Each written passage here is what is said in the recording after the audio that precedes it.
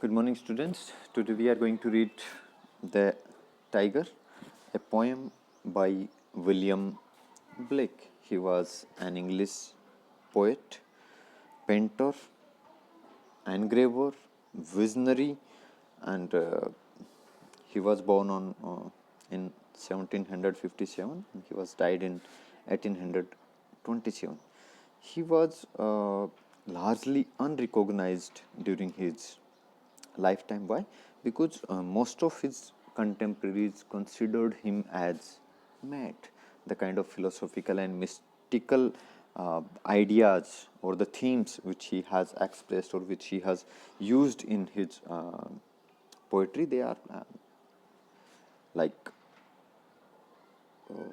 we can say that they are not suitable to the times in which he has lived, and all his paintings and poetries, they are a part of romantic movement, and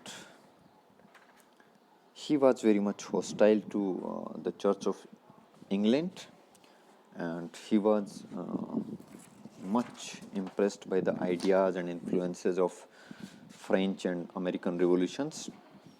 So in his later life he has discarded these ideas, and he has maintained quite a amicable relationship with the English authorities and English church also. The present poem, The Tiger, it was published in 1794 in his Songs of Experience collection. He has one more collection which is called as Songs of Innocence. So these two collections, Songs of Innocence and Songs of Experience, they are a kind of experimentation by William Blake, in which he has written the two different kind of poems. The different moods are there in the poems written in these two volumes. In the first volume, the Songs of Innocence, he has written the themes or the poems related with our origin, related with the pure form of human beings. And in the Songs of Experience, he has written those things which we have achieved later on, that how we have polluted ourselves, how we have spoiled that purity. And this poem, The Tiger, it is also taken as a sister poem to another poem which he has written in the collection Songs of Innocence, which is named as The Lamb. This poem, actually The Tiger, it explores and questions the Christian religious paradigms which were prevalent in the 18th century, and the basic discussion which forms the themes of this poem is that what is the God's intention and motivation for creating both the tiger and the lamb, or we can say the evil and the good, means we spoke like the creation.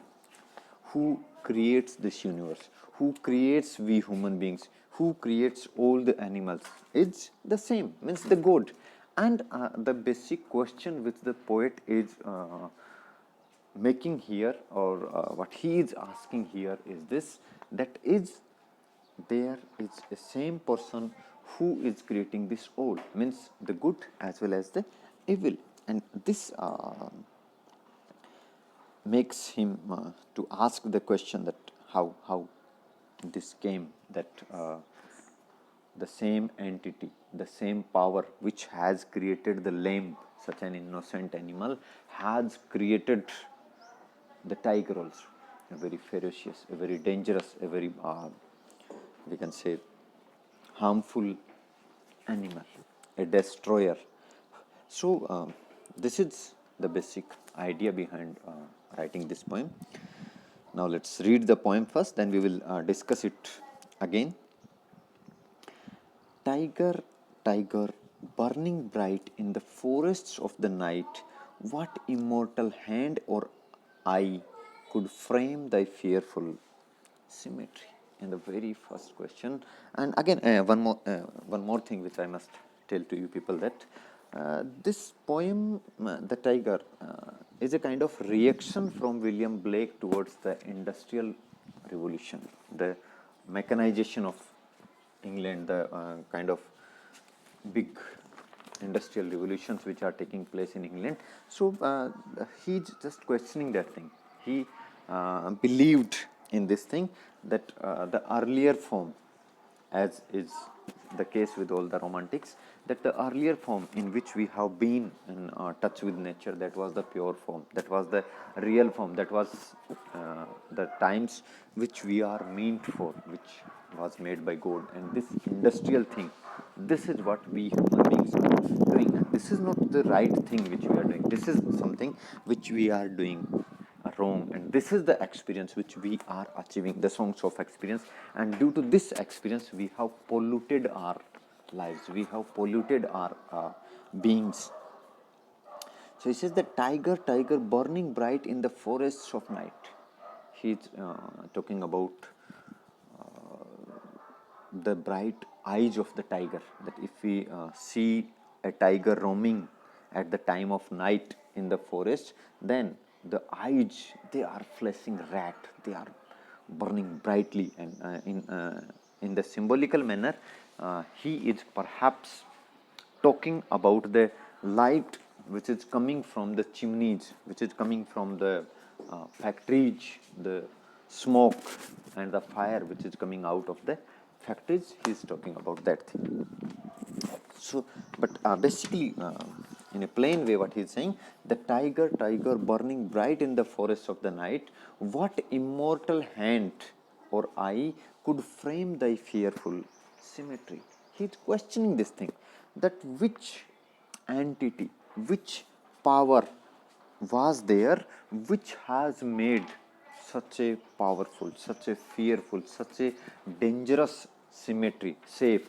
नहीं, ये जो shape है, tiger की जो shape है, उसके बारे में वो कह रहा है कि your eyes are burning brightly and that वो जो नाखून हैं, वो जो दांत हैं, वो जो पंजे हैं, वो जो and anything which is dangerous in the form of tiger, he is talking about that which immortal being is there, which immortal power is there which has created this symmetry, this shape of yours.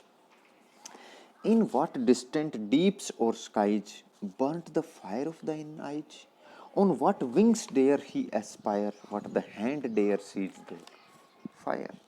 अब वो कह रहा है that in what distant deeps or sky, means the place where was you created, because we all are being created by God at some place or at another place, like we are created in the womb of our mothers. In the same manner, he said that okay, perhaps that person who has created us, the human beings, or who has created the lamb, the innocent one, might not have created you, or even if the same person has created you, he might not have created you at the same place, because then it is quite possible that the creation of other creatures might be disturbed, है ना? मतलब समझ रहे हैं आप कि जिस जगह पे आदमी का निर्माण हो रहा हो, जिस जगह पे लैम्ब का निर्माण हो रहा हो, और मान लीजिए कि उसी सेम जगह पे आप टाइगर का निर्माण कर रहे हो, यानी उसी जगह पे टाइगर है, तो इजंट इट पॉसिबल दैट कि वो उन जो और जो प्रजातियां हैं और जो एनिमल्स हैं उनको वहीं वो डिस्ट्रॉय कर सकता है, उनको वहीं वो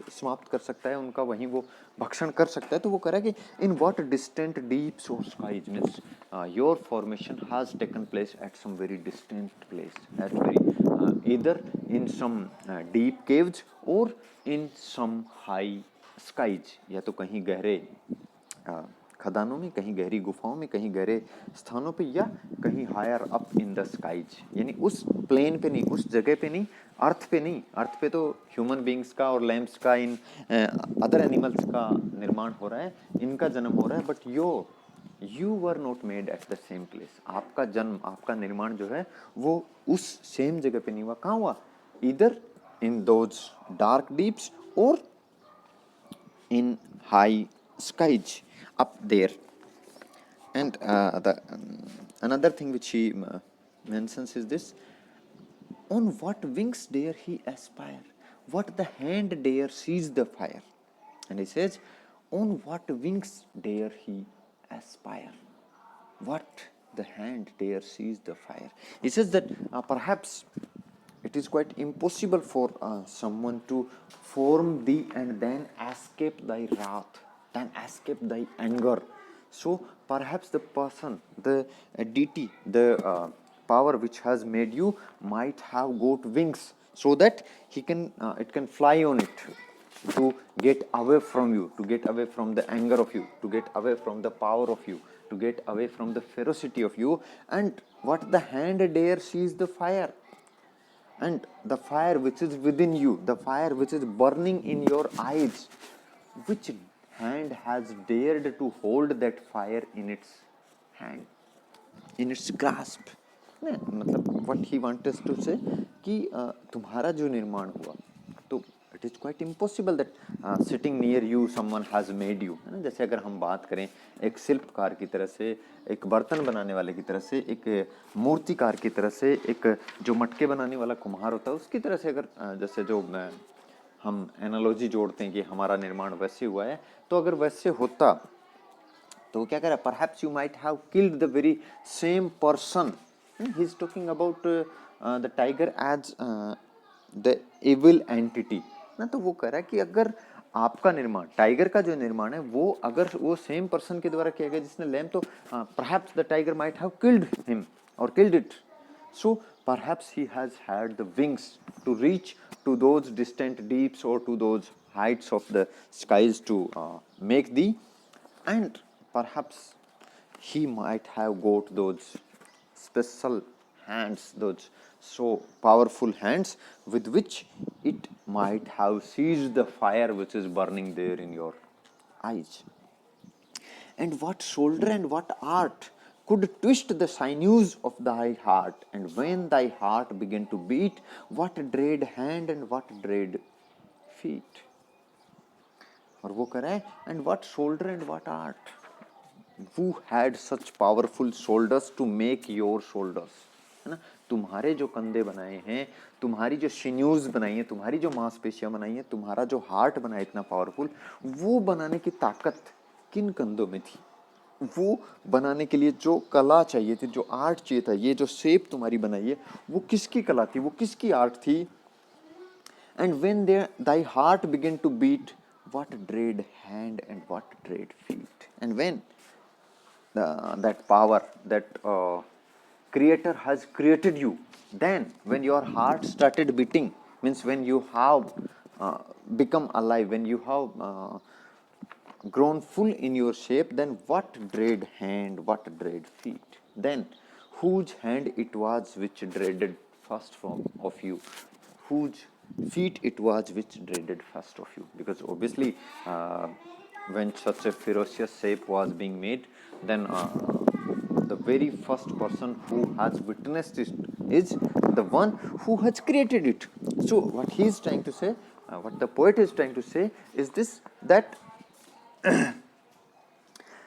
what hand which have created you and then it has dreaded your power, which feet which has been with you and which dreaded you and then flown away from you. So in these very first line, what we hear here, what we get from the poet is this, that he is asking these questions to himself or to the tiger or to the creator, that who is that creator who has created the tiger, such a ferocious animal, such a powerful animal, such a dangerous animal. Which hand are those, which feet are those, which place is that where such a ferocious, such a dangerous animal was created. We will discuss it later in the second part of the poem also. Thank you.